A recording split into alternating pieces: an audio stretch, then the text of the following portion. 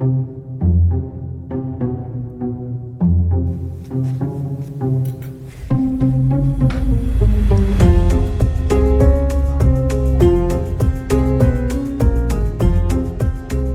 our experiment, we put 3.6 grams of styrofoam for 100 to 150 insects to degrade. And overnight, when we came in the morning, everybody was excited because we could find out that it started boring on the styrofoam.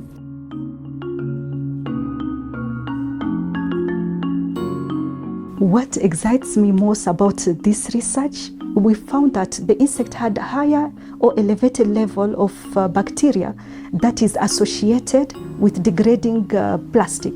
We are going to identify further what is really that attracts it to this kind of plastic. It's yet to be established which other kinds of plastic it can feed on.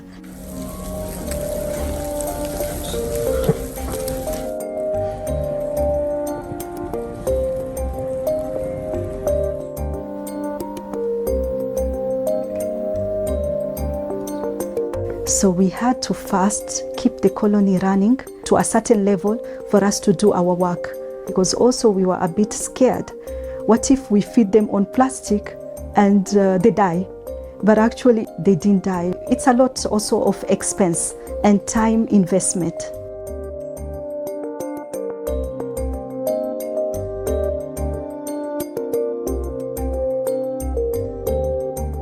These insects, as much as they're small, they play a very major role in the environment. The potential ecological risk at a large scale, one is invasive species.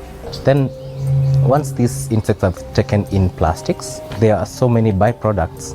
So we don't know how to change their genes. At this level of our research, we are not yet to explore use of mealworm in the environment or landfills for plastic degradation. This can't be a solution to the plastics crisis, and it should not give a leeway for plastics producing industries to continue producing.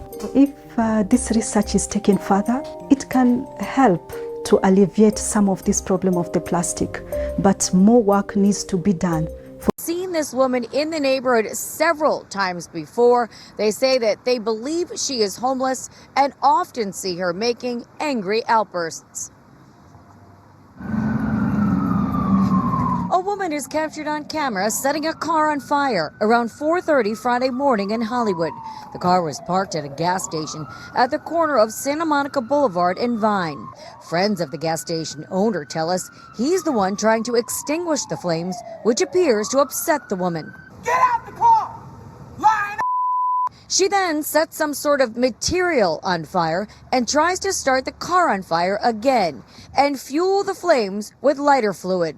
Police arrive and arrest the woman while firefighters respond and put out the fire. Yeah, I'm shocked to see it, because literally, I had it right here. I was ready to fix it, and this happened now. So she just caused more damage for it. The owner of the car, 21-year-old Anderson Martinez, can't believe that some stranger would do this. As an Uber Eats driver, he needs his car for work.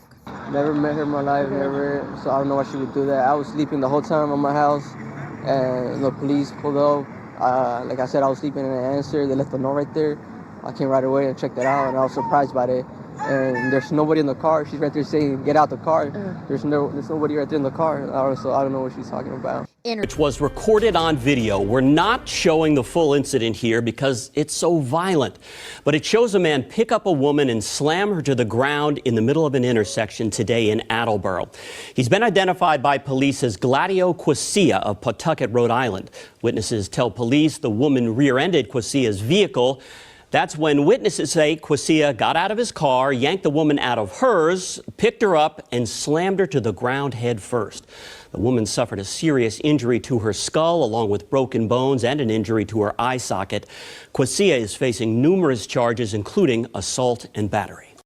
And the Cambria County District Attorney's Office is investigating after several cats were recently rescued from a hotel room in Cambria Township. Police were called to the Red Carpet Inn along Route 22 around noon on Sunday for a report of multiple cats in a hotel room. gotten out of hand. On the last day of the Eras tour, Swifties decided to surprise Taylor by wishing her an early birthday. The plan was to sing Happy Birthday just as she takes out her earpiece. So they started circulating this message all over social media. But what the innocent Swifties didn't realize was Taylor also has an internet. So when they started singing, this was her reaction.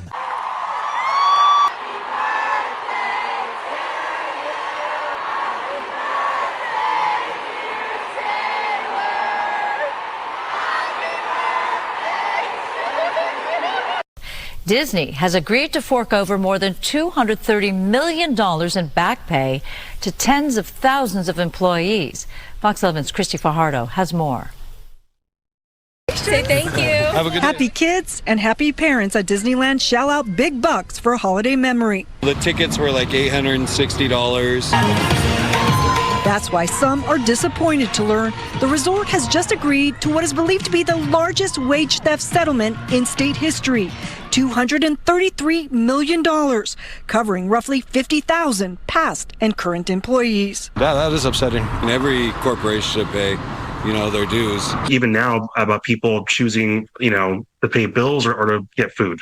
Michael Levier has been working for Disneyland for 16 years and says he has coworkers who live in their cars. That's why they celebrated when the voters of Anaheim approved Measure L, which raised the minimum wage to $15 an hour starting in 2019 for companies that get tax rebates from the city. But he says the raise never came. Instead, Disney argued for 5 years the corporation was exempt because it no longer had any tax rebate deals with Anaheim. They claimed that the $300 million Mickey and Friends parking lot deal that had started in 1997 didn't qualify.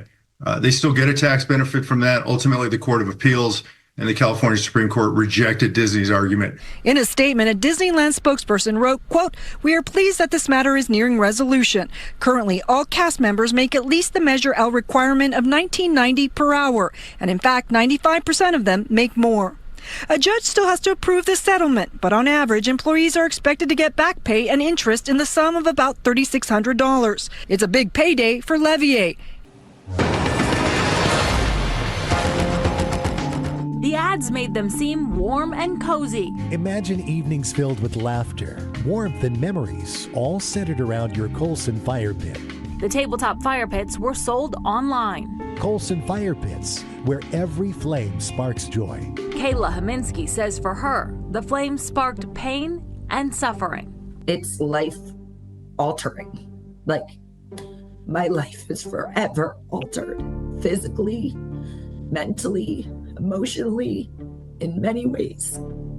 Kayla was burned on more than 40% of her body. It just happened so quick. She was using her Colson fire pit while entertaining friends one night. When the flames appeared to go out, she asked her husband to relight it.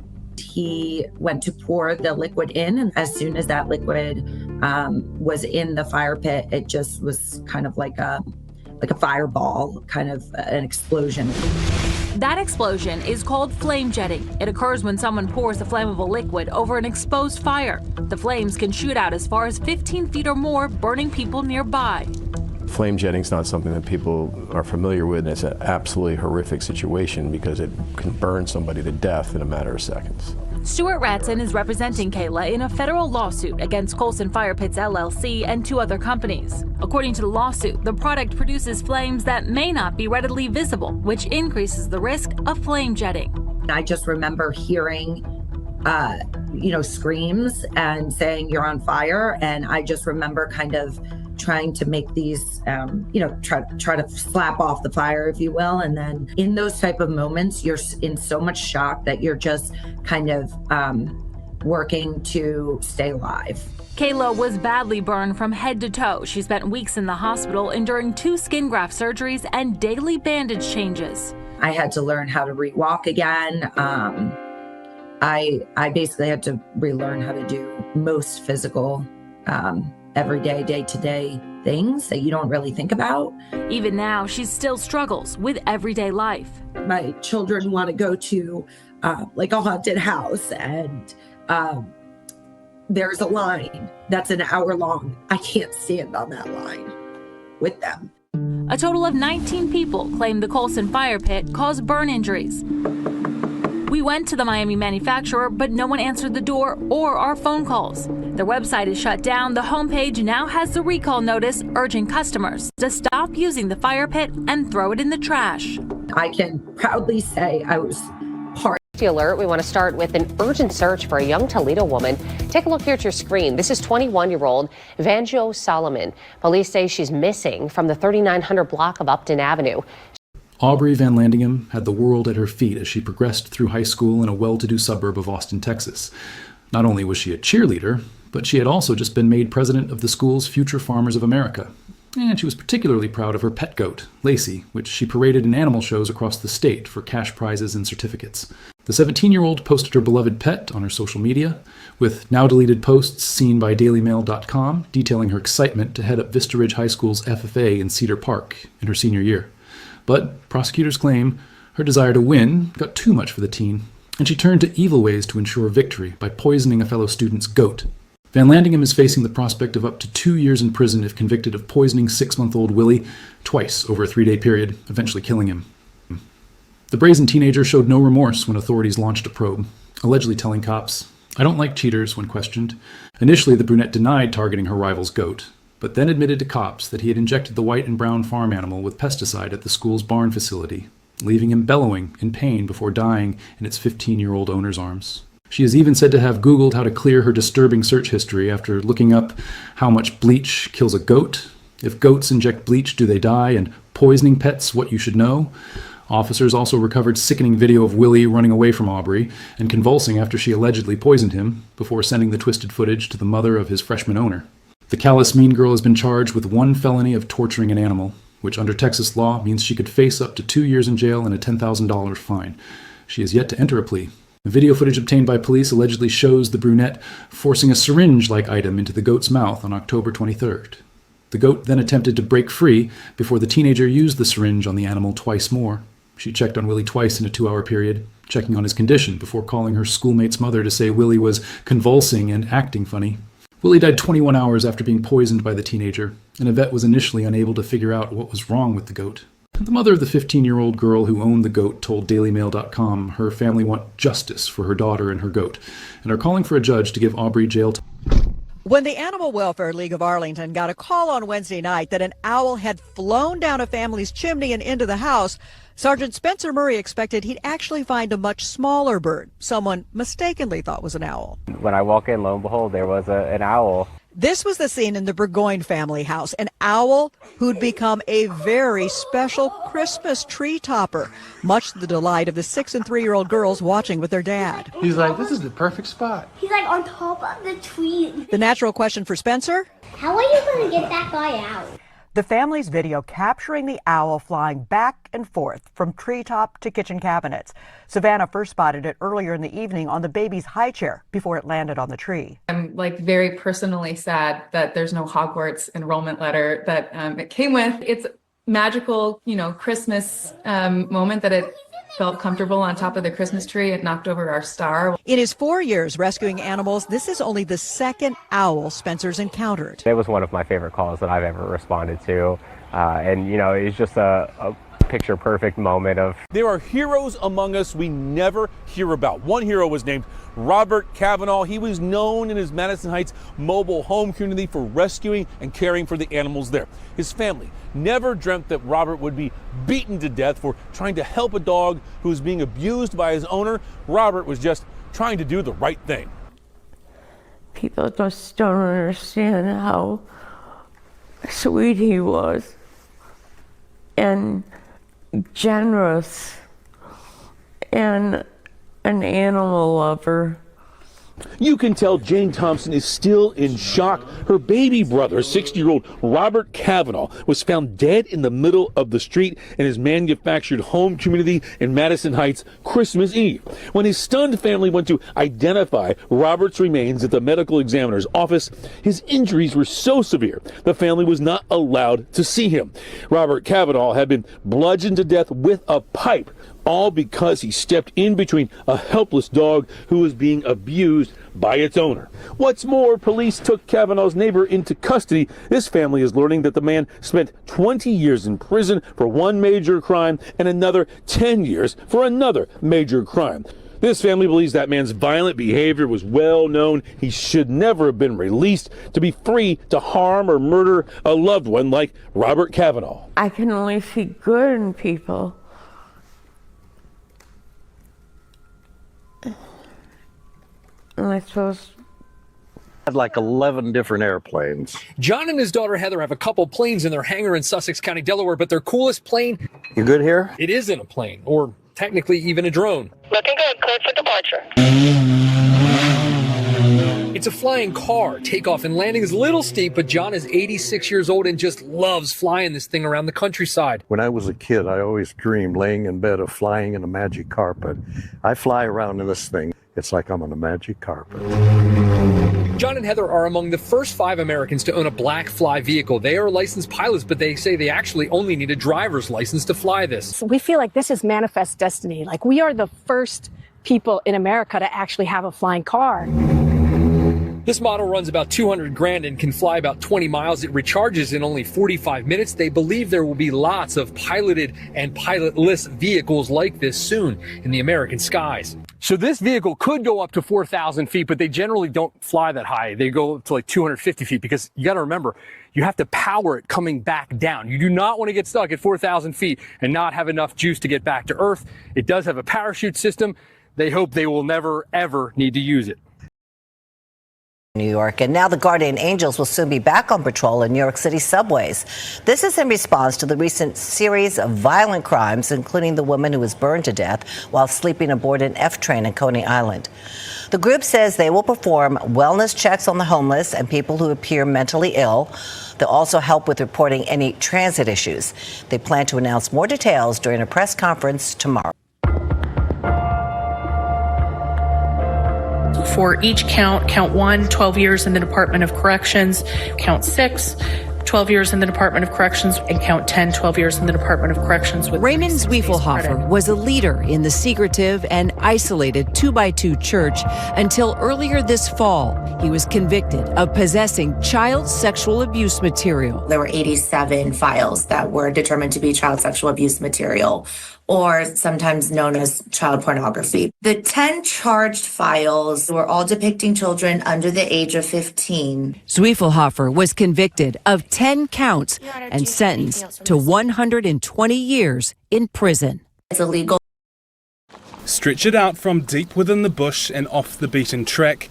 Teenager Maya Johnston might have been battered, bruised and with a few broken bones, but she was alive. We were like, okay, does someone actually have confirmation, or are we Christmas just all miracle, Chinese miracle? Yeah. Maya left her mum, Amy Walsh's Upper Hutt home in the suburb of Tortara Park at around 8 p.m. on Saturday without a phone or a wallet. Ended up ringing the police about 9:40 and just continued to search through the night. It poured with rain continuously. Police had released this CCTV picture of her from the area that night and wanted nearby residents to check their CCTV footage too, as well as sheds and sleepouts. Her mum searched for 27 hours straight. Made the hardest decision in the world last night and went home and got some sleep, but I knew that I wouldn't function today if I didn't. But there is nothing okay about going home when your daughter's still missing. This morning they set up a base at Tortara Park School. The community had tried to do everything they could to help, out searching the Upper Hutt Hills at all hours. I've been on since she went missing, so I came out straight away. Yeah. You were through the night. Yeah, all through the night, yeah. We didn't sleep for over 24 hours. By this morning her mum was fearing the worst. Please just come home.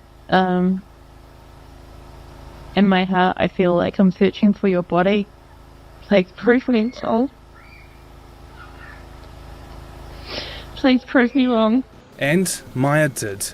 Found this afternoon on the hills near Cannon Point. There's some injuries. It's going to be a long recovery. But yeah, the fact that she's intact and cracking jokes is a huge relief. Relief seen on the face of her mum and the many officials and locals that helped to rescue her. Well, Joe, in addition to how, we don't know when the person was able to get inside the plane. No one appeared to know a person was hiding in the wheel well until after that plane touched down in Hawaii.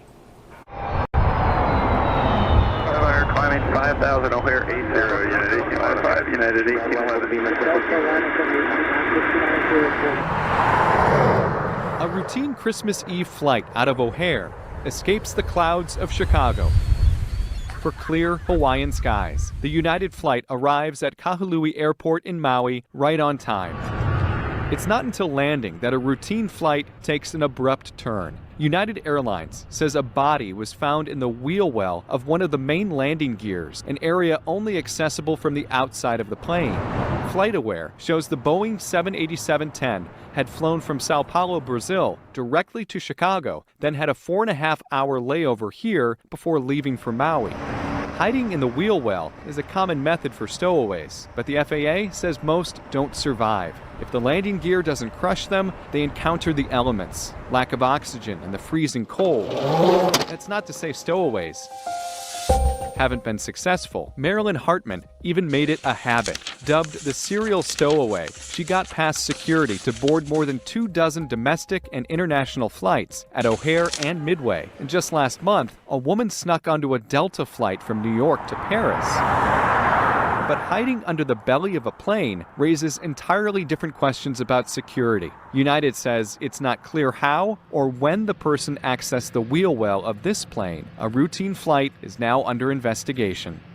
And no details about the person who died have been released. Maui police are now involved in the investigation. Reportedly drunk and unruly on a Royal Caribbean cruise ship, has died. Fox 11's Haley Winslow, who broke this story originally, is live for us again tonight, new at 6. Haley. Yeah, Alex, I spoke to a family member of the man who died on the cruise ship. He was aboard with his little son and his wife, some other family members. They say his enraged behavior was completely uncharacteristic of him, that he's a very nice person, and they're trying to get to the bottom of exactly what happened, but they're absolutely devastated, as is the man we introduced you to yesterday, who videotaped the incident. I just want to give my condolences to the family, and I'm really sorry. Nobody deserves to die, especially like that. Shocked and saddened, Christopher McHale says he's heartbroken to learn an unruly cruise ship passenger has died. The coroner's office confirms 35-year-old Michael Virgil died aboard Royal Caribbean's Navigator of the Seas. May he rest in peace. He just needed some help. It was supposed to be a fun cruise to Mexico. Water slides, hot tubs, even an escape room on board. But an hour after departing the port out of San Pedro, McHale says Virgil got off the elevator on the wrong floor and started making threats, screaming profanity and racial slurs. The gentleman that was drunk said that he was going to kill us, and then he started chasing us down the hallway. The crew member that I was running with was able to lock himself in one of the towel rooms. McHale says Virgil injured 2 crew members and then captured video of him trying to get to that crew member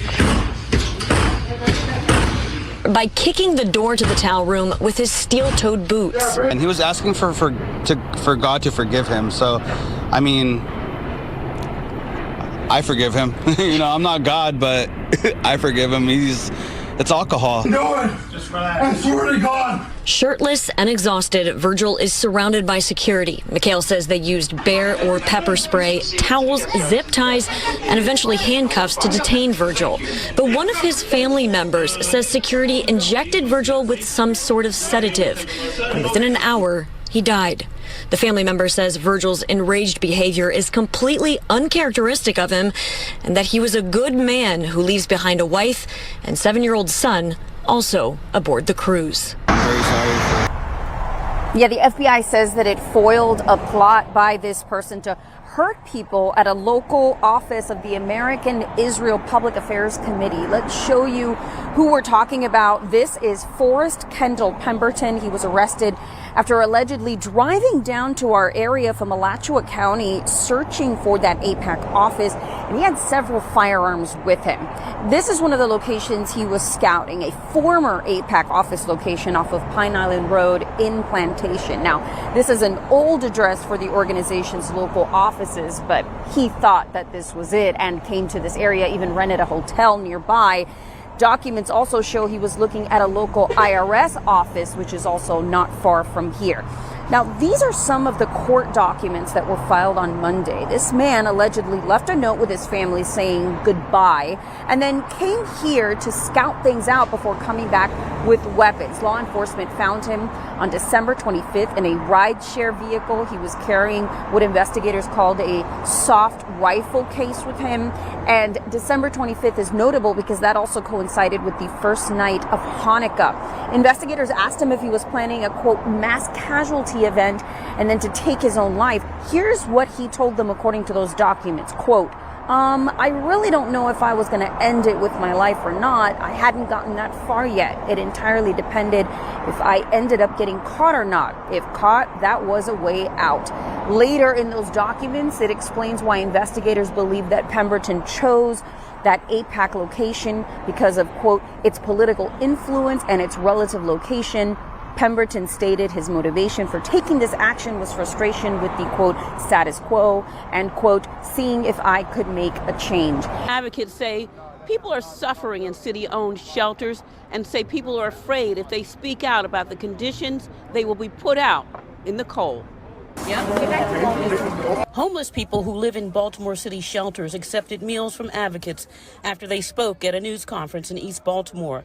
They say the city is failing homeless mothers with children because they are not being given 3 hot meals a day. Zelma Fortune lives in one of the shelters. The food bleeds in the plate. I have cut into meat and it is still bleeding. I wait for it to moo at me, okay? They don't give you no extra water. They don't give you no extra food. You get a little cup of cereal like this. That's a children's meal right there. This is what they give adults every day. You have parents calling us to bring them food because the shelter is not accommodating the food correctly, or the diabetics can't eat what they just bring to them. So basically it's becoming a structured prison system. Advocates and residents say they face retaliation for speaking up. Most of the women wanted to be here today, but they are so terrified of the consequences of speaking out because anybody says anything, well, we're going to put you out on the street. It is freezing out here. Children are not being nourished. Mothers are not being nourished. Food is not being properly given to individuals. You can't give no one a bowl of cereal for breakfast and expect them to have a good day. Well, looks good. At Project Rewear in Thousand Oaks, California, Linda Young and Kimberly Lau have made it their mission to reduce textile waste by giving pre-used kids' clothes a second chance. It's just about having kids and always worrying about their future and other kids and future generations. And honestly, if we don't think about it today, tomorrow is going to be a problem. A problem California is trying to do without.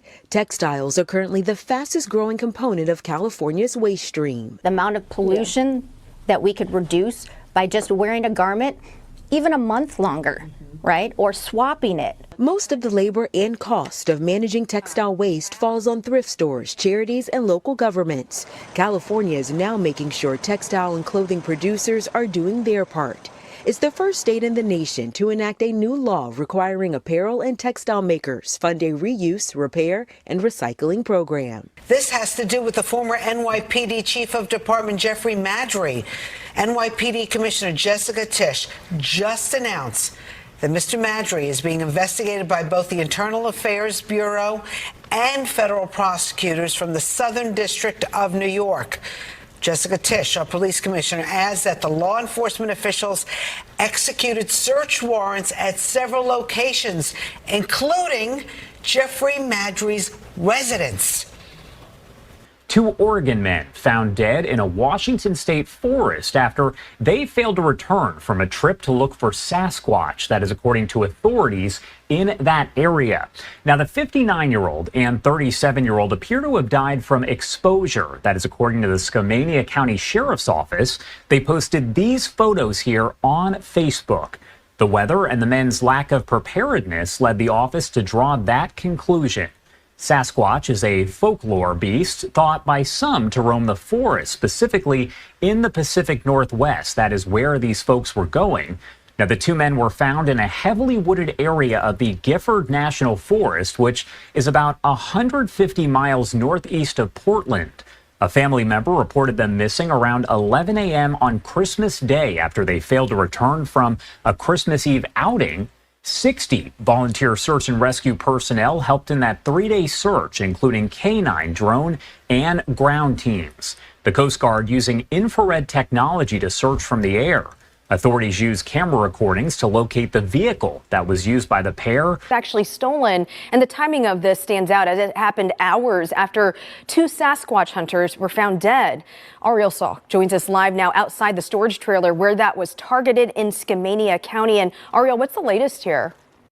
This is where the thieves cut through the fence, crawled through to steal life-saving gear, thousands of dollars worth of it. We never actually really thought that anybody would target like life-saving equipment like this in a search and rescue, like plainly marked search and rescue. The Skamania County Sheriff's Office search and rescue team spent 3 days searching for the missing Portland men who tragically died while looking for Sasquatch in the Gifford-Pinchot National Forest on Christmas. Everybody went home after that Friday night and rested Saturday. We're all pretty exhausted after that. The next day, they found nearly all of their team's rescue equipment was stolen. To have this happen to them after they spent Christmas out in the field searching for people and returning their loved ones is disgusting to me. Items including custom wilderness medical kits for remote emergencies, rescue kits for hypothermic patients, and an automated external defibrillator. This is stuff that it's our lifeline. It's what we use to try to bring people out safely. They're only valuable to other rescue agencies, and rescue agencies don't buy this stuff secondhand. The rescue team says they are all volunteers and don't receive funding from federal, state, or local governments. Every piece of equipment, training, and missions are made possible by donation. Oh, it's devastating for us. We use this equipment all the time. And because they are so small and the work that they do, they were unable to receive insurance on their equipment. The parent who says his baby was abused at the NICU at Henrico Doctors Hospital. This comes as the hospital remains under investigation and is no longer admitting new infants. That means other area hospitals are preparing for a possible surge in premature babies. Sarah Shackles explains. I went to visit the Hackey family in Chesterfield, who are thankfully enjoying life now with 2 healthy twin baby boys. But they say their nightmare experience at Henrico Doctors Hospital NICU won't be over until their son's abuser is brought to justice.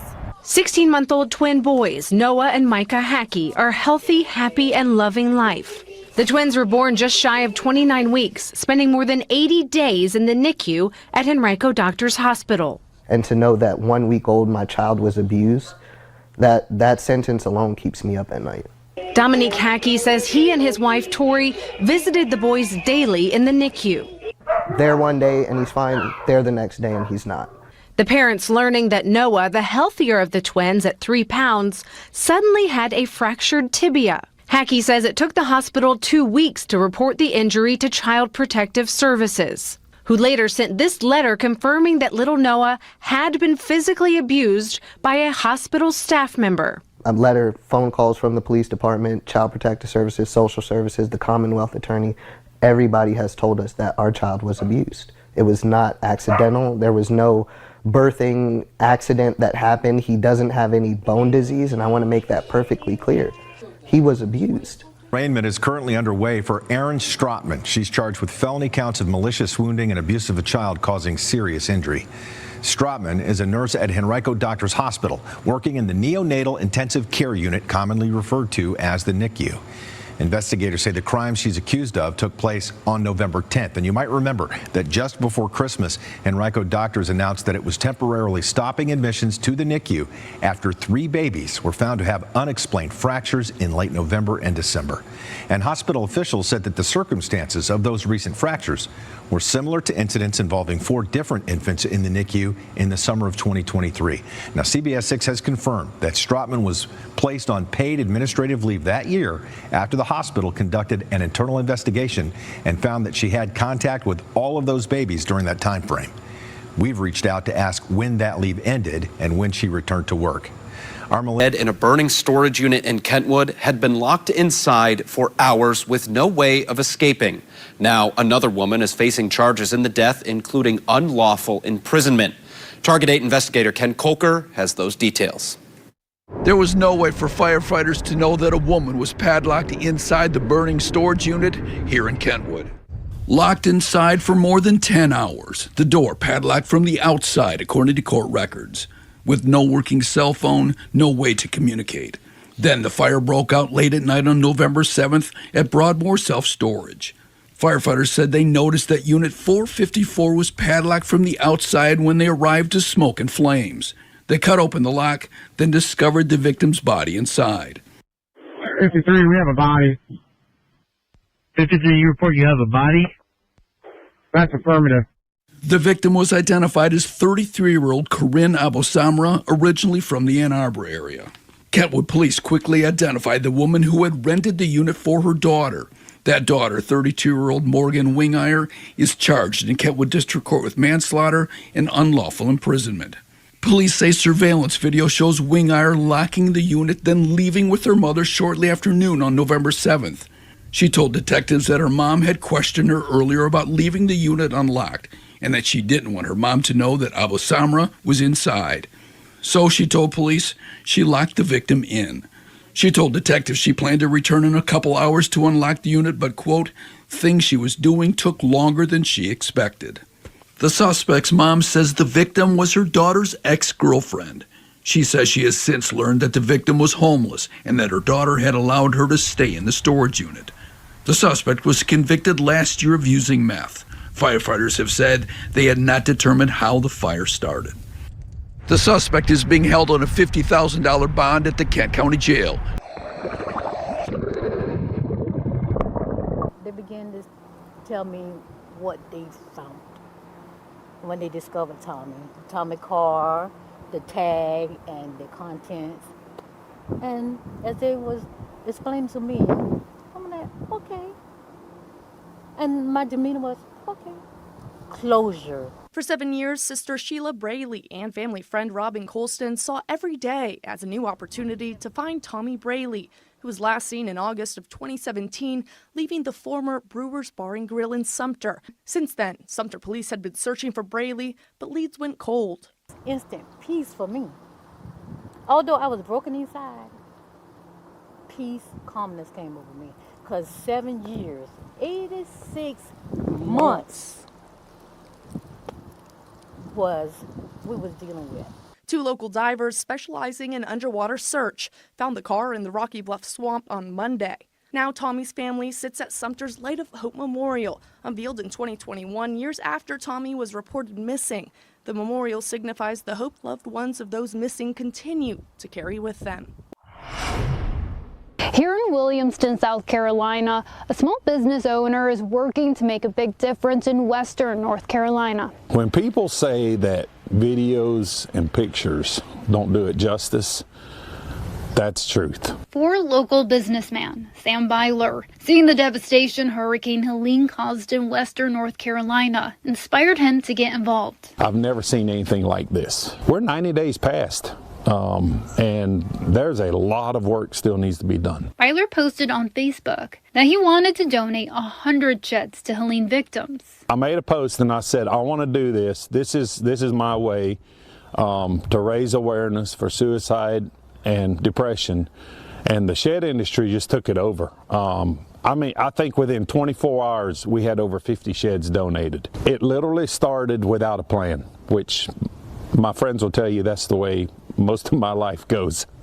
Months later, Byler has been able to give away more than 200 sheds and counting. This one was built by a couple of guys that are truck mechanics and truck drivers. The sheds are donated to Byler. Then Byler and volunteers help deliver to those in need. Donated by manufacturers, dealers, haulers all over the U.S., Maine, Michigan, to Texas, and every state in between. We put house doors in instead of shed doors. We put good windows in, instead of shed windows, and insulate them, put a nice floor in them, panel the walls. As the nights grow increasingly colder, Byler says the work is far from over. I have 2 families right now that they're living in cars and they have kids. And I can't sleep at night. I wake up at 2 o'clock at night and I'm like, I got to get them in a shed. So then I'll get those 2 in a shed, and then I get 2 more the next day, and then there's 2 more. If by what I do inspires 100 other people to go do something, go do it.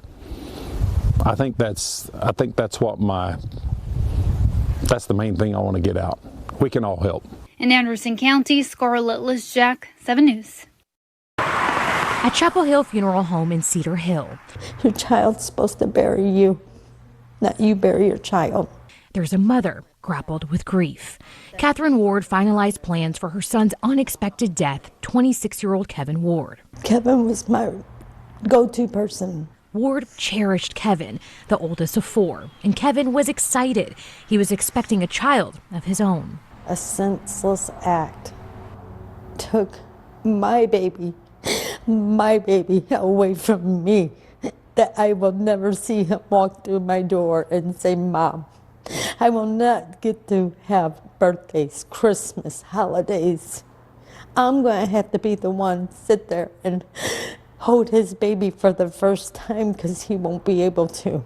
This is after Kevin and his pregnant fiancée visited his dad, Harold Lester, at his High Ridge home on Christmas Eve. According to court records, Lester thought Kevin's mom had cheated on him and accused Kevin's fiancée of withholding information. They said Kevin tried to de-escalate the situation.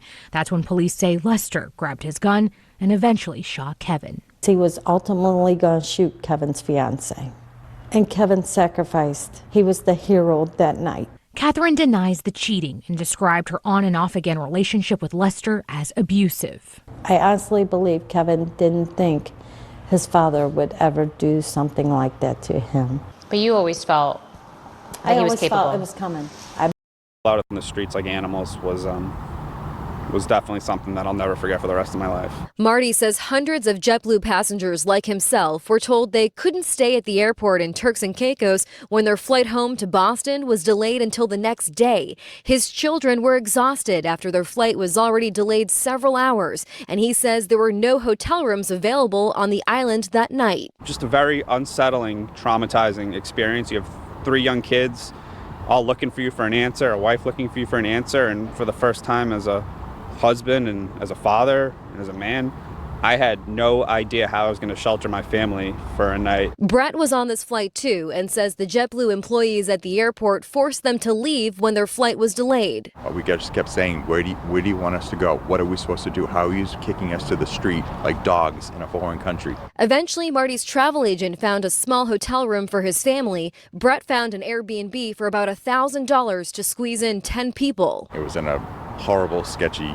area. The actual Airbnb itself was okay, but the area was like something out of a horror movie. Wild dogs were chasing the cab as we were driving by, like very sketchy neighborhood. A man has been arrested after investigators say he actually placed an improvised explosive device on a train car. Take a look. That is his mugshot that has been released by investigators. This was over in Payette. Police say on New Year's Day, around 6 p.m. local time, Payette police were called to the 600 block of North 8th Street for a suspicious man seen near a parked railroad car attempting to light something on fire. Officers got there and say they found fresh footprints in the snow and were able to track them to a train car where they found an undetonated improvised explosive device, or IED. Bruce Willis's wife, Emma Hemming, celebrating their 17th anniversary while also sharing an emotional message of grief amid the actor's battle with dementia. As you lose more nerve cells, you get more symptoms and it worsens. And I think it is often the family that really knows first and sees what's happening to the person. And the unfortunate thing about frontotemporal dementia is there's not much you could do about it. Alongside this sweet throwback of the two at the beach, the model gets real about what special days mean for her after Bruce was diagnosed with frontotemporal dementia and aphasia in 2022. Jocelyn Wildenstein's death have come to light. The Swiss socialite, who was known for her cosmetically enhanced cat-like look, died hours before her New Year celebration. Her longtime partner, who tortured and killed 10-year-old Zara Sharif, had had his throat slashed with a jagged tuna tin lid in jail. Irfan Sharif was ambushed in his cell by 2 lags at Category A Belmarsh prison, who sliced his neck and face on New Year's Day.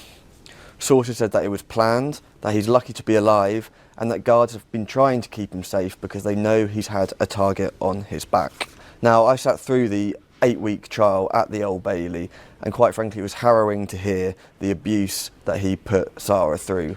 Sarah Sharif's mum even told us that she now wants him to die in prison. Irfan Sharif beat Sarah with a cricket bat, he beat her with a metal pole, he burned her buttocks with a domestic iron, and he strangled her. At times he would tie up her arms and her legs with rope during attacks and put makeshift hoods over her face. He forced her to wear a nappy, meaning she was sometimes sitting in her own feces and urine, and after she died, it was suggested that he jet washed her body. Like a bunch of, looks like undelivered Amazon bundles here. This is what a Lakeville police officer found while on patrol Sunday in the middle of the night. He saw something odd on the side of the road, and when he went to check it out, he found 3 large totes of Amazon packages scattered in the woods. So I'm like, what is that? Is that trash? I was like, that's not trash, that's Amazon. About 80 packages in all had been discarded. It's frustrating, but there's a lot more things in life to be more frustrated about. Blake Brangan says he got a message on his phone his package had been lost. It's really crazy just to toss them out in the woods like that, but thankfully for that officer that found them. Police say an Amazon driver has now come forward telling police she left the packages around 7 p.m. Saturday night because she was too stressed. The driver said she'd be notifying her manager. It's your favorite weatherman, Jim Acosta, and guess what? Once again, this week's weather is as exciting as reading a nun's diary entry, okay? It's going to be boring, but look at this. Sunshine throughout the entire week with temperatures hovering around the 80s. If you're looking for drama, folks, it ain't on this map, unlike my life, which has been nothing but drama, okay? I'm middle-aged, I'm divorced, and I haven't been laid since Blockbuster was a thing, but that wasn't always the case. Like the one time I was here in Tijuana where I woke up next to a freaking mariachi band, a goat named Felipe, and a tramp stamp on my lower back that says, free parking in Spanish.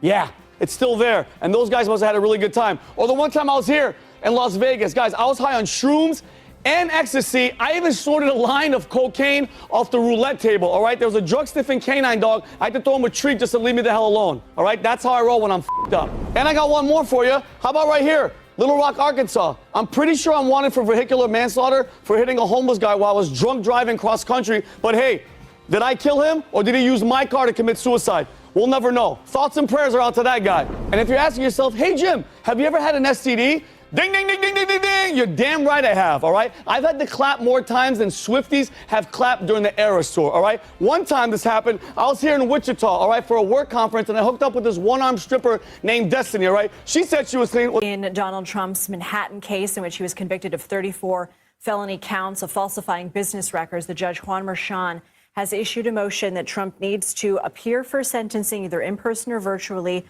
on January 10th, 10 days before his inauguration. In fact, in part of his motion, the judge writes, finding no legal impediment to sentencing and recognizing the presidential immunity will likely attach once defendant takes oath of office. It is incumbent upon this court to set this matter down for the imposition of sentence prior to January 20th, 2025. Police search warrant! A Michigan man is reported missing. But days later, a teenager stumbles upon a gruesome discovery, a severed foot and other body parts.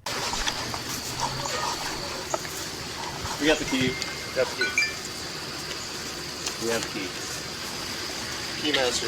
You have it.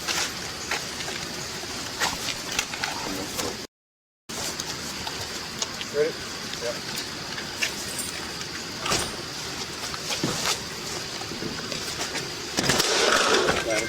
The disturbing case unfolded on September 18th when 41-year-old Justy Stillwell was reported missing. Detectives reportedly retrieved surveillance video from his neighbors days before he vanished. It showed Justy driving from his home in Bay City, Michigan on September 14th. However, he never returned. Investigators soon learned he was actually on his way to meet someone, another man he met on the dating app Grindr. But Justy would end up having a fatal encounter when meeting his date. Unknown to his loved ones at the time, they seemingly worried when he didn't show up to work on September 18th and reported him missing. On the same day, a horrific discovery was made along the shoreline of a local river. That's where a teenager reportedly spotted a foot and more severed body parts, including arms and legs in the Saginaw River, that were confirmed to be the body of Justy Stillwell. documents, he attempted to move his lifeless body back upstairs and allegedly bought rope at a local Walmart, which didn't work. So he returned to Walmart the following day to buy an axe and bags to dismember Justy's body. He allegedly cut up the body and scattered his body parts in different locations in Bay City. Tweedley allegedly told police he dumped his legs and arms in the Saginaw River and put his head and torso near the boat launch. Tweedley was officially charged for the heinous act 2 days after his arrest and now faces charges including open murder, disinterment, and mutilation of a body. As the community was left reeling after the shocking crime, many questioned why did this happen? According to a report by ABC 12, Tweedley's attorney is pushing for him to get a psychiatric exam. Tweedley reportedly has a history of mental illness and made troubling statements on social media in the past months and weeks leading up to the murder and even after. On September 15th, the day after police say Justy was killed, Tweedley posted on Facebook under a different username. He wrote, "I'm so tired I can't sleep at night. I cleaned my house today. I got back on a cleaning kick. Just wish I had the right cleaning supplies, LOL." He even reportedly made posts he was considering taking his own life. 2 days before his arrest, he wrote on social media, "Turning my life over to God." While the process to determine if Tweedley is competent enough to stand trial could take weeks, he remains behind bars in the Bay County Jail. In Sumter County. That's where the Sumter Police Department is investigating after human remains were found in 2 separate cases. Our Chris English is in Sumter County tonight with more. Rachel, tonight here in Sumter County, authorities are working on identifying the remains of victims from 2 separate cases, including one where a car was found in the waters just behind me. This morning, deputies with the Sumter County Sheriff's Office responded to a location off of Boulevard Road where a burned-out vehicle was found with a body inside. The investigation was turned over to the Sumter Police Department. That case comes after independent search and rescue divers discovered a car submerged in the waters of the Rocky Bluff Swamp just south of Crestwood High School.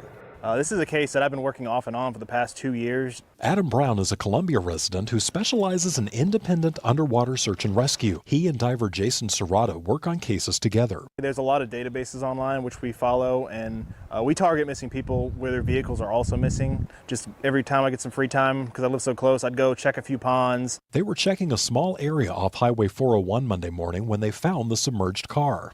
In this case, it was so small that we just threw a fishing magnet in to see if it would stick to anything. It immediately stuck on, and I just knew from how it stuck from experience that it was most likely a vehicle. So I sent my drone down there, immediately saw it was a silver car, and this morning we went out there, dove down, and we were able to pull him out successfully. Brown says sometimes search and rescue involves a little luck. He hopes the discovery will lead to closure for the person's family.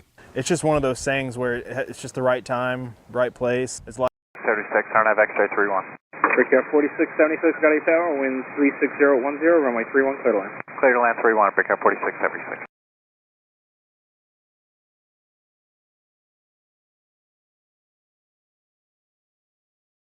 O'Garty Tower, breakout 4676 into the camp, so our landing clears, we're going to need to go around. 4676, okay. Just continue now, I'll have a turn for you in 1 second. Say again? Say again for breakout 4676? 4676, you said you got to cancel your landing clearance? Yes, please. Yeah, okay, just continue for now, I'll have a turn for you in a second. Wilco, breakout 4676. Breakout 4676, turn left heading of, standby. Alright, 4676, fly heading 040, climb maintain 3000. Left 040, climb to 3000, Brickyard 4676. I just want to say, well, first of all, congrats, and only he can judge. I do regret, and I'm sorry for what has happened. All I've ever wanted was a God-fearing helpmate that would support me and be faithful no matter what, as well as dedicate to the whole family. That put aside, I have to be humble, very humble, because God knows the heart, He knows how regretful, how sorry I am. And even now, after all this, He still has a plan. And I'm not giving that up, giving up on that plan. Because God is God. You know, and there's not one day that go by that I don't think of my girls. Not one day, often picturing them playing and talking to their Heavenly Father. And, I pray that God be with Chadney and Carol. I feel bad for how this has deeply impacted everyone. And may God help them, help me, help us all. That's all I have to say. Okay. Mr. Green, of all the tragic cases this court has seen, the facts of this one are by far the worst. Fathers are supposed to protect their children. Yes. Husbands are supposed to protect their wives. I didn't know how I would sit here this morning and get through listening to Ms. Green testify about what happened in this case, yet I look at you and you appear utterly unmoved by everything that she said. Yes. Your actions are inconceivable and beyond understanding. I hope that the families affected by this tragedy can heal. As a practical matter, this court is confident that if I follow the sentence agreement in this case, you will never be released from prison. And rather than decide to, in the event I were to say, nope, this isn't enough, the family would be forced to take this to trial, and I don't want Ms. Green to ever have to endure what happened again. She already has to live with it every day. So for that reason, I'm going to follow the sentence agreement. I'm convinced that you will be incarcerated for the remainder of your life. Thank you! Hold on. That's practically speaking. With respect to counts 1 through 5, as I said, I am going to follow the sentence agreement. You're going to be sentenced to 45 to 100 years in the Michigan Department of Corrections. Count 6 to 10 years in the Michigan Department of Corrections. All will be consecutive or concurrent with one another and consecutive to count 10 for the felony firearm, which will be 2 years in the Michigan Department of Corrections.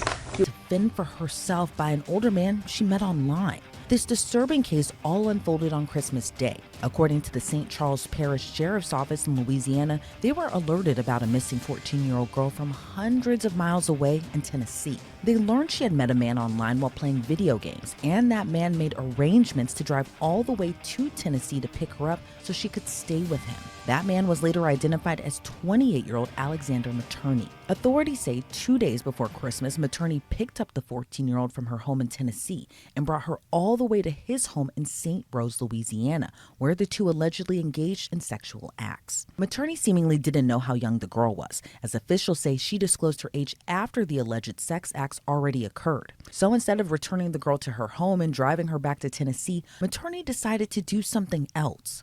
Officials say the two left Materney's home in St. Rose. He then bought the girl a tent, food, and water, and dropped her off in the woods about an hour north of St. Rose in Tangipahoa Parish. And seemingly unconcerned about her, Materney went to Jennings, Louisiana to celebrate Christmas with his family. But the 14-year-old girl's family started to get concerned when she didn't return home. According to police in Jennings, Louisiana, they got a call on Christmas Eve about Materney possibly having the young girl there in Jennings. But when officers checked his family's home on Christmas Eve, they were told he didn't live there. However, on the following day of Materney's family's Christmas party, they got another guest added to the list, police and sheriff's deputies, who forced Materney to reveal where he dropped the 14-year-old girl, and he did. Deputies say she was left alone in the woods for 2 days, but thankfully she was found unharmed and in good health.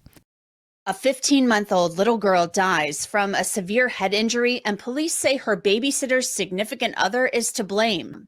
Vivian's mother dropped her off at a babysitter's house last month in Piqua, Ohio, and later that afternoon, Vivian was rushed to the hospital. The police incident report paints a terribly sad picture of what went on inside the house that morning.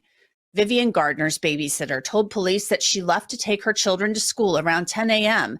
and left Vivian and 3 other children she babysits at home with Michael Mayer, her significant other. The woman and Vivian's names are redacted from the incident report. The report says, when she returned home, Michael told her Vivian was tired, so he put her down for a nap in their bedroom on the floor. The woman stated she checked on her and found her on the floor and she appeared to be asleep. The woman stated she checked on her several times throughout the day and found that Vivian was still sleeping in the same spot. The woman stated around 1500 hours. She started to get concerned because Vivian had not woke up, so she went in to wake her. The woman stated it was at that time she found her breathing was shallow and she was unresponsive. Both the woman and Michael denied knowing what happened to cause this to happen. The woman was able to provide video from her NetView camera in the living room that showed Michael picking Vivian up at 10:30 hours and walking her to the back bedroom. In the video, Vivian was sitting up and crying. The back bedroom was not on video. Vivian had bruising on her forehead and was rushed to the hospital. Doctors determined she had suffered a skull fracture and other head injuries. A detective wrote that the injuries would have left Vivian unconscious. Michael Mayer was quoted as telling a police officer at the scene that Vivian may have hit her head on the dresser in the bedroom. He also suggested that the children can be rambunctious and he didn't know whether one of the other children had hit Vivian in the head. And there was video, remember, from the home. Officers started looking through that video and talking with Mayer's significant other, Vivian's babysitter. The report says about Vivian, while sitting on the floor, she continued to have her arm up, her hand blocking her face.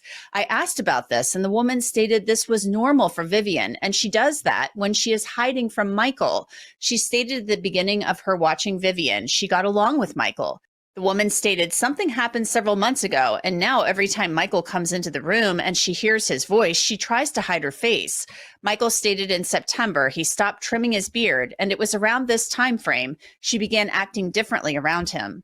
The woman stated she got a text message from someone over Thanksgiving saying, "Let Mike know Vivian does not like her dad's family as well." She stated it was like a running joke with them because they did not know what changed.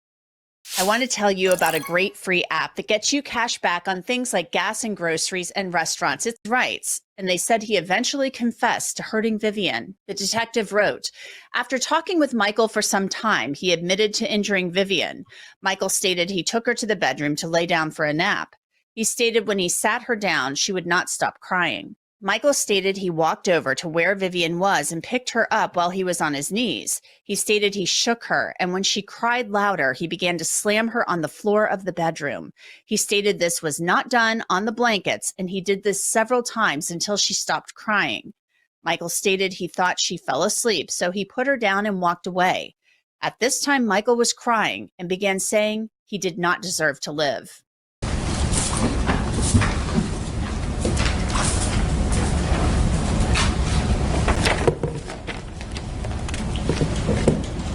I'm sorry for my actions. I have been going through lots of things during that month.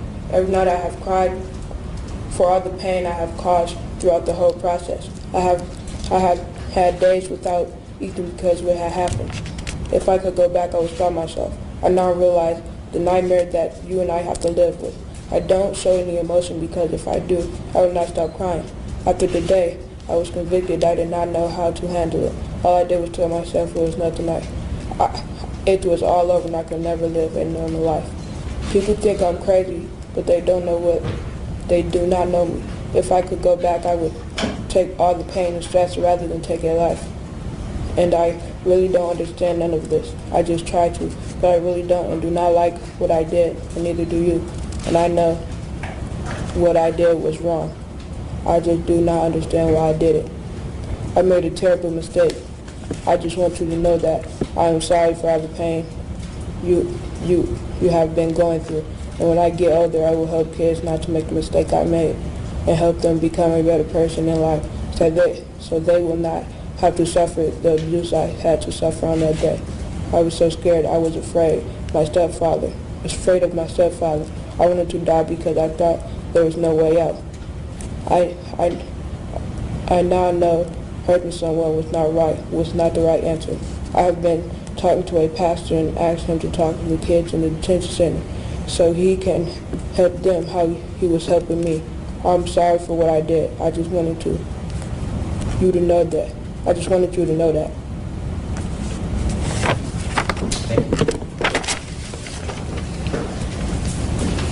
So fast and quiet, but I had the opportunity to take your emotion, but I hope I was you did as well.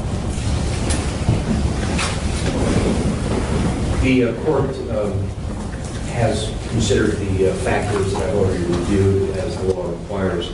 The court is also mindful of other circumstances in the case. I am also the judge who was in the Lawhorn neglect case, and I have extensive knowledge of the family from which Jamarian comes. He has been raised in a home with a lengthy history of neglect and physical abuse. His mother had her parental rights terminated over 2 previous children a number of years ago for physical abuse. Child Protective Services were involved with the family in August and September of 2005 and as recently as May and June of 2013. In 2013, Ms. Lawhorn and her longtime partner, Bernard Harold, were substantiated for physical abuse of Jamarian. He was beaten with an extension cord so brutally as to leave permanent scarring on his legs. Then he was moved to his father's home in New York, where he was beaten by his alcoholic paternal grandmother before being returned to Grand Rapids and his mother and Mr. Harold's home. And I must say that the court was not entirely persuaded by Ms. Lawhorn's or Mr. Harold's trial testimony that neither had used physical punishment on Jamarian since 2013. While no child should be subjected to neglect and physical abuse like Jamarian was, the court understands and appreciates that a troubled upbringing is neither a legal defense to murder nor an excuse for violent behavior. But Jamarian was 12 years old when he committed this killing, and it would be naive to conclude that his life experience had nothing to do with his scheme of killing someone so that he would be arrested and executed. The U.S. Supreme Court, Miller versus Alabama, which is sort of the most recent case that the court has decided, a case where a 14-year-old child from Alabama had killed someone. That's someone who was 2 years older than Jamarian at the time he committed this crime. Explained in some detail the reason why we as a society treat juvenile killers differently than adult killers. The court relied on 3 significant gaps between juveniles and adults. First, children have a lack of maturity and an underdeveloped sense of responsibility, leading to recklessness, impulsivity, and heedless risk-taking. Second, children are more vulnerable to negative influences and outside pressures, including from their family and peers. They have limited control over their own environment and lack the ability to extricate themselves from horrific crime-producing settings. And third, a child's character is not as well formed as an adult's. His traits are less fixed and his actions less likely to be evidence of irretrievable depravity. The court further noted that as science has progressed, the science continues to show fundamental differences between juvenile and adult brains. For example, in parts of the brain involved in behavior control. There is a difference between a 12-year-old and an adult making a horrible decision like this. The case is a tragedy all the way around for any of us who have been involved in it. A 12-year-old child brutally murdered at random, a 9-year-old defenseless child, leaving behind a family that aches over the loss of a child deprived of the ability to grow up, to fall in love, and to make life choices for himself. And the 12-year-old killer who did not choose to be raised in an abusive and neglectful home is now faced with coming to terms with the pain he has inflicted, losing his freedom, and losing the ability to lead a normal childhood and adolescence. It is the court's decision to impose a blended sentence in this case. That is a disposition that delays the imposition of a prison of sentence under MCL 712.8.18(1)M. The court places Jamarian on probation under MCL 712.8.18 sub 1 sub B with appropriate conditions. Those conditions include being committed to the Muskegon River Youth Home under MCL 712.8.18(1) sub D. The court reserves and delays the imposition of a prison sentence unless and until a request is made to impose a sentence of imprisonment. As I understand the positions of the parties. Both parties agree that it is appropriate to simply wait to determine an appropriate sentence if and when the court is asked to impose such a sentence. I do want to remind everyone, and I'll of course remind Jamari at review hearings, that violations of probation under the law can result in the revocation of the probation and the imposition of the adult prison sentence. It is critical that Jamarian make his best efforts at the Muskegon River Youth Home to take advantage of the services, to abide by the rules. Also known as Lori Shaver, and as my attorney, Mr. Wiggs, has just stated, he is representing me for the charges of second-degree murder of my ex-husband, Michael Shaver. I'm coming before you guys today just to let you know that we have our suspicions, but I don't know why I've been targeted, why I've been set up, or charged with this heinous crime. I can't believe it. At least it's not me in that car, you know? I can't believe it. I'm for sure. Got it. Oh my God. It's kind of a time to not really know what to do, so. I don't know what happened. At random too. Why? I don't get it. I don't have any answer. How old is Brian? He's 19. He's 19. What's going on, man? Not much. Cooperate. I am going to cooperate. Okay, so parents have some concerns of some stuff they may have found in your room? Yeah, I believe so. And what would it be? A human head and hands. The couple is sentenced to 100 years behind bars after adopting 2 young boys to repeatedly rape. The dads even installed cameras throughout their family home to capture this ongoing sexual abuse. If that wasn't enough though, they posted the images and videos online so other predators could view these horrifying crimes. We cover a lot of really intense topics here on Law and Crime, and this one is truly one of the more messed up stories I've ever looked at. I mean, we're talking about 2 young children who are the victims in this story, which unto itself is heartbreaking. But it's an added layer of depravity when we consider that the bad guys in this story are actually the boys' parents. A family's home is supposed to be safe. It's supposed to be a place where the kids can trust their parents and feel at home, but instead, first responders call this a house of horrors. That's a direct quote. Take this as your trigger warning because right now we're going to dive into those details. The parents in this case are 34-year-old William and 36-year-old Zachary Zulock. They're a married couple out of Walton County, Georgia, which is just east of Atlanta. We're not revealing their sons' names to keep the boys' privacy, but we can tell you that right now their ages 10 and 12. And postal worker was killed and 1 woman is under arrest this morning. Let's get right to Good Day's Briella Tomasetti. She is live outside that bodega in Harlem. And Briella, investigators believe this all started over who was next in line to order at that deli. Yeah, Tashani and Dan, good morning to both of you. All literally over a sandwich. That woman, the suspect identified this morning as 24-year-old Jaya Cruz. She has been charged in the murder of 36-year-old Ray Hodges, who, was killed on the job yesterday. He was stabbed to death here in the deli behind me in Harlem. Now, Cruz could be arraigned on second-degree murder charges as early as today. Let's get right to her being escorted out of the 28th precinct yesterday. It happened shortly before midnight. Cruz was covering her face with a black hooded sweatshirt and avoiding questions from reporters. According to police, the attack happened inside Joe's Grocery on Malcolm X Boulevard and West 118th Street at about 2:30 yesterday afternoon. Hodges, an on-duty postal worker, was found with stab wounds about the body and rushed to Harlem Hospital, where he was pronounced dead. Police confirming with us this morning that the stabbing followed an altercation over a spot in line and that a knife was recovered at the scene. Neighbors tell us they ran into Hodges all the time on his daily route and are in complete disbelief that this even happened. I know the guys who deliver mail, and just like that, he's gone. It's very scary. Anytime you wake up, anything can happen.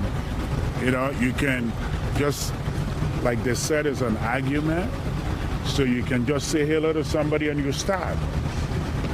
Something like that. It's disheartening. According to police and family members, this is a tragic consequence of domestic violence. The mother of the 4-year-old killed is speaking out to bring awareness to domestic violence and urge victims to leave. My son lost his life to a gun by the hands of his father. 30-year-old Mark Jones faces 8 charges, including first-degree murder, in the Christmas Eve shooting death of his 4-year-old son, Jacoby. The boy never got to open his Christmas presents. My son off amazing. My son loved dinosaurs. He can tell you any dinosaur literally in the world. He was full of energy. He can light up a room. He asked a lot of questions. He was just an amazing little boy. Baltimore County Police responded to a call for a shooting around 6:35 a.m. in the unit block of Breslin Court in Rosedale. The boy's mom, Promise Marcel, says there's a history of domestic violence at the residence. I called the police earlier, a few hours before the incident, because I had a bad feeling. They told me basically because his name was on a piece of mail, it's nothing they can do. Police are investigating the shooting as a domestic-related assault. What started the argument that led to the shooting has not been released. Responding officers located a total of 3 victims. A 1-year-old girl had also been wounded. She was shot. It went through her, but thank God she made it. A bullet grazed Marcel on the head and then went into her shoulder. She says she's speaking out to bring attention to domestic violence and encourage victims to leave. Discovery inside a local courthouse, a judge dead by his own hand. WSCV's Sarah Smith outside the Effingham County Courthouse where it all happened. She's got the latest details. Sarah. Well, Andrew, he practiced law here in this area for over 45 years, and now Judge Stephen Yeckel, according to investigators, was found dead inside the Effingham County Courthouse this morning. Now, investigators say Judge Stephen Yeckel was alone at the time when it appears he shot himself in the courtroom. It either happened last night or earlier this morning, and one of the deputies did actually find him this morning at around 10 o'clock. Now, the sheriff says it isn't clear exactly what prompted Yeckel to take his own life, but they did discover a message that was left for Governor Brian Kemp. That note isn't being released to the public at this time, but we did confirm that Yeckel requested to resign from his position as state court judge earlier this month, but Governor Kemp denied that request. Yeckel lost his re-election to Melissa Calhoun earlier this year after 2 years on the bench. His last day in office was set to be today. Sheriff McDuffie sharing his condolences for Yeckel's family.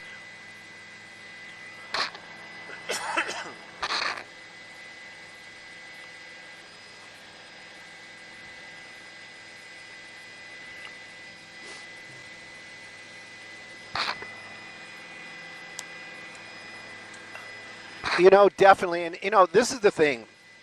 We watch these pursuits. I'm blessed to be able to call some of these pursuits, and I'm never judging any of the decisions anybody is making. Those officers, they are in a higher, they get paid to make those tough calls.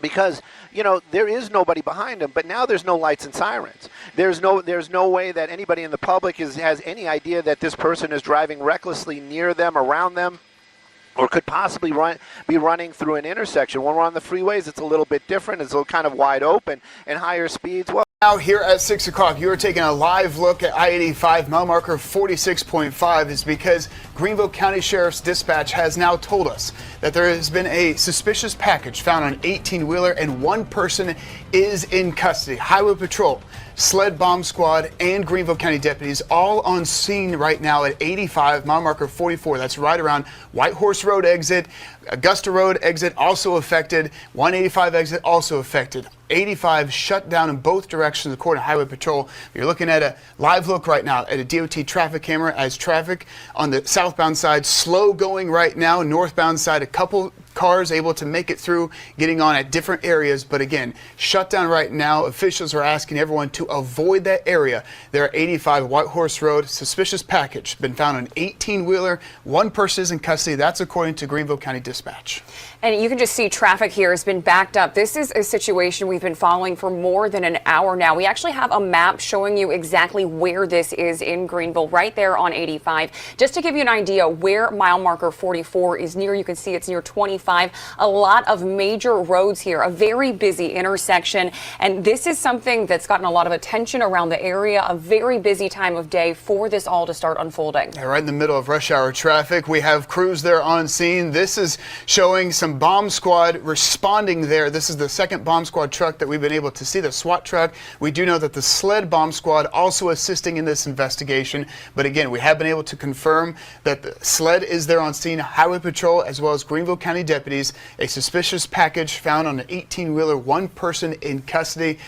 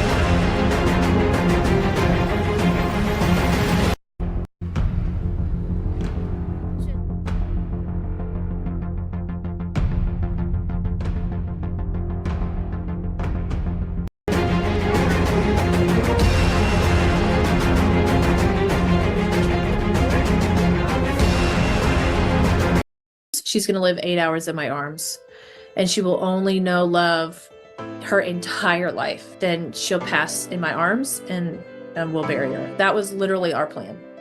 Anna Owen didn't think her daughter Josephine would live for long after she was born. We were done having kids. Like, I thought, you know what, 3 is good. They can fit in the van.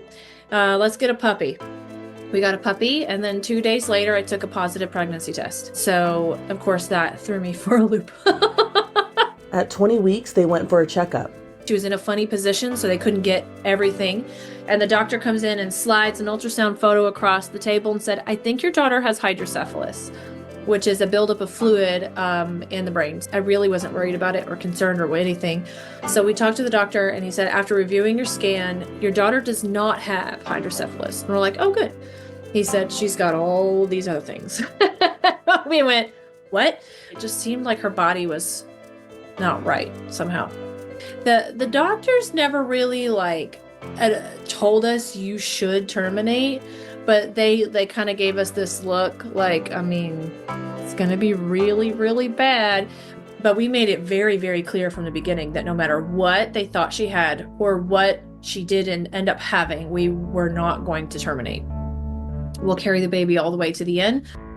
Anna prepared for the worst case scenario. She's going to be born and die in the hospital, and I'm never going to bring her home, and I'm going to have 3 kids forever, but 1 angel baby, right? So I never prepared. I did not gather a crib. I did not buy clothes. I didn't have diapers. I purposefully did not buy any of those things. And I was like, I can't go there. And there was a lot of crying and a lot of tears and a lot of like, oh my gosh. But then also one of those, I will cross that bridge when I get there. At 35 weeks, Josie was born. They gave her to me for a full 30 seconds with the nurse's arm underneath her. I'm holding her. The nurse brings her over to me and then takes her away, never actually let go of her. So I'm holding her for like 30 seconds and they whisk her off to the NICU. We had a geneticist come in, then came down and actually put eyes on her and confirmed what she has. She has something called Antley-Bixler syndrome. It is a musculoskeletal condition. If you think of an umbrella of another condition called craniosynostosis, which is a malformation of her skull. There's an umbrella of syndromes that lay underneath it, and she's one of them. You're never going to meet another person in the world that has this. I was like, oh, and it goes, it's about 1 in 250 million. I went, oh. Either way, between 50 and 100, she's extremely rare. But Anna handled the news well. I know other parents that I have talked to who have special needs or very rare babies say that they just like screamed and cried and yelled at God and shook their fist and said, how can you do this to me, right?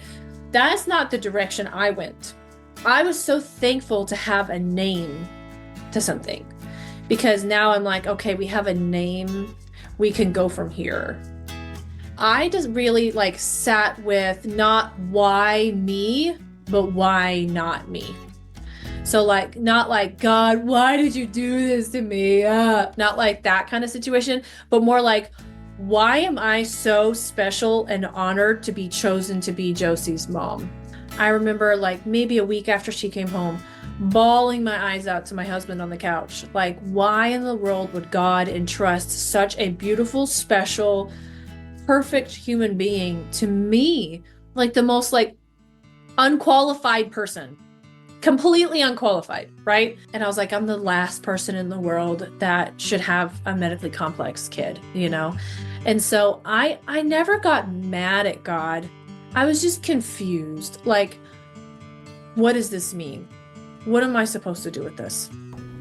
Anna and her family figured it out, and now Josie is 4. The little girl lives with several health challenges. Basically, her bones did not grow correctly in the womb, and they've caused a lot of problems.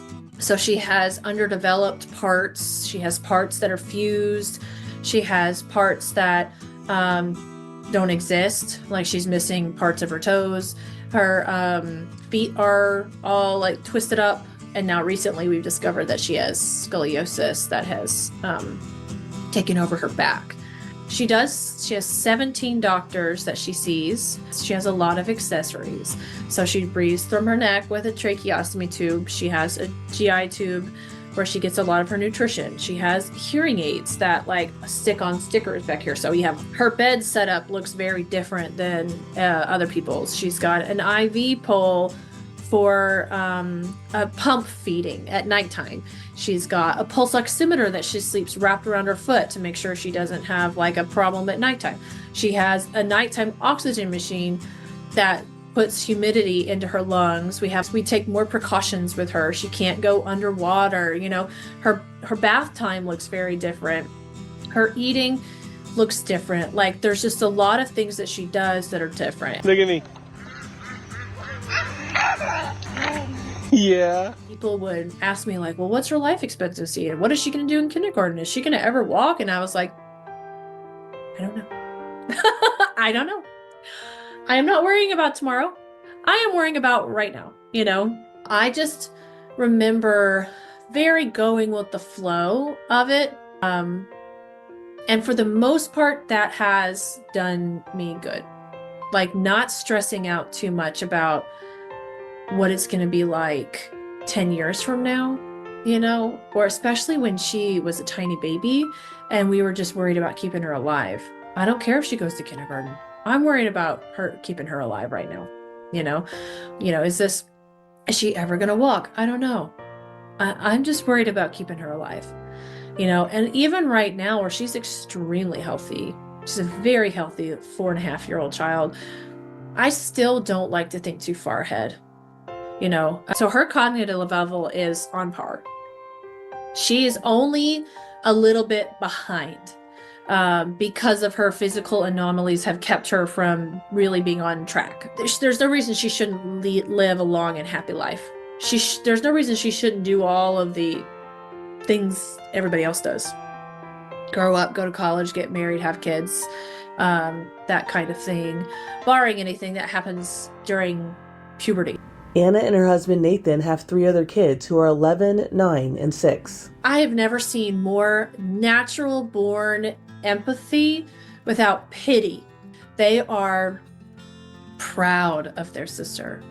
Like they are proud to be her sister, and they're her sibling, right? Every time we go out in public and introduce, like, this is so-and-so, they're like, that's my baby sister. She's special needs, you know, and she is disabled and she's amazing, you know, and they are all very protective of her. So she's really like brought us together. And That's your favorite weatherman, Jim Acosta, and guess what? Once again, this week's weather is as exciting as reading a nun's diary entry, okay? It's going to be Boring. But look at this. Sunshine throughout the entire week with temperatures hovering around the 80s. If you're looking for drama, folks, it ain't on this map. Unlike my life, which has been nothing but drama, okay? I'm middle-aged, I'm divorced, and I haven't been laid since Blockbuster was a thing. But that wasn't always the case. Like the one time I was here in Tijuana where I woke up next to a freaking mariachi band, a goat named Felipe, and a tramp stamp on my lower back that says, free parking in Spanish. Yeah, it's still there. And those guys must have had a really good time. Or the one time I was here in Las Vegas, guys, I was high on shrooms and ecstasy. I even snorted a line of cocaine off the roulette table, all right? There was a drug-sniffing canine dog. I had to throw him a treat just to leave me the hell alone, all right? That's how I roll when I'm f***ed up. And I got one more for you. How about right here? Little Rock, Arkansas. I'm pretty sure I'm wanted for vehicular manslaughter for hitting a homeless guy while I was drunk driving cross country. But hey, did I kill him or did he use my car to commit suicide? We'll never know. Thoughts and prayers are out to that guy.